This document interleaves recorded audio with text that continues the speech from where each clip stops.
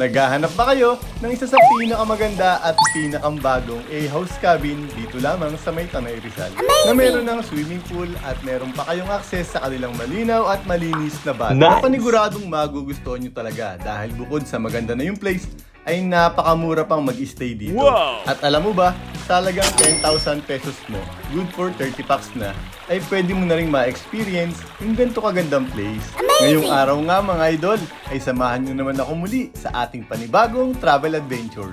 Let's go! At ipapakilala ko sa inyo ang bagong-bago at napakagandang Puerto San Andres Nature Camp. Pagpasok ko pa lang ay nasa bungad agad ang kanilang swimming pool at ito ay nakaharap mismo sa kanilang A-house cabin. Nice! Andito rin yung porch al fresco area at yung billiards table na pwede nyo gamitin anytime. Ngayon naman ay pasok tayo sa loob mismo ng A-house cabin. Ito yung living area nila at andito rin yung videoke. At kung ang boses mo nga ay pang singing contest, tamang-tama sa iyo to idol. Tapos meron ditong long dining table at indoor kitchen. Kung merong indoor kitchen, syempre meron din silang outdoor kitchen. Ang nakakatuwa pa dito, lahat ng staff nila ay sobrang babait at maasikaso talaga. Nice! At big shoutout kay Kuya Christopher na nag-asikaso ng aming mga kakainin. Dito sa Puerto San Andres Nature Camp ay libre nyo nang magagamit lahat ng kanilang mga cooking wares. Andito na lahat ng gagamitin nyo sa kitchen, pati mga utensils ay kumpleto rin dito mga idol. Kaya wala na kayong poproblemahan kung di magdala na lang ng inyong mga lulutuing pagkain. Meron na ding ice box dito na pwede natin paglagyan ng ating mga inumin syempre. Balik muna tayo sa room ng A-house cabin. Dito may isang fully air-conditioned room. Tamang-tama kung may mga kasama tayong senior citizen na ayaw na umakyat sa stairs. May enjoy nga nila to dahil sobrang lambot ng kama. Okay, sige, labas naman tayo. Dito sa may labas ng room, meron sila ditong sink. Tapos dito sa harapan ng sink,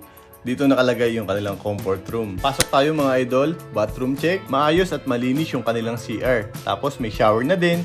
Siyempre hindi mawawala ang bidet. Guys, punta naman tayo sa attic. Meron tong 6 beds na pwede mag-accommodate ng 12 packs. Saktong-sakto nga ito para sa ating family and barkada getaway. Talaga namang paggising mo sa umaga ay mapapawaw ka na lang sa ganda ng view na iyong makikita. Kung ikaw naman ay isang nature lover at gusto mo sa tabing ilog mag-stay, tara mga idol, samahan nyo ako at pupuntahan natin yung kanilang napakagandang river. Dahil ang Puerto San Andres Nature Camp ay merong access sa malinis at malinaw na batis. Kaya kung ang trip nyo ay maligo sa ilog, naku mga idol, the best dito. Dito rin yung pinakamagandang spot para mag-chill kasama ang ating mga tropa. Dahil nga may kalamigan ang klima dito sa Tanay, ay perfect din dito mag-bonfire sa gabi. Dito rin sa tabi ng river nakalagay ang kanilang mga tent na kaya mag-accommodate ng 4-pack. Dito ko na nga rin naisipang matulog. At pagbukas ko nga ng aking tent paggising ko sa umaga, ay meron akong nakitang napakagandang diwata. Wow! Habang ako ay nagkakape, naisip ko yung diwata na nakita ko kanina.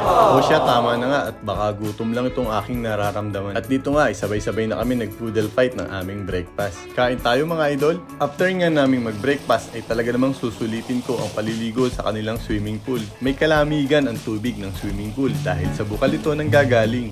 Medyo sa part nga ng aking pag-swimming nag-isip bata muna ako. At para sulitin na rin ang bawat activity sa kanilang swimming pool. So paano mga idol? Hanggang dito na nga lang.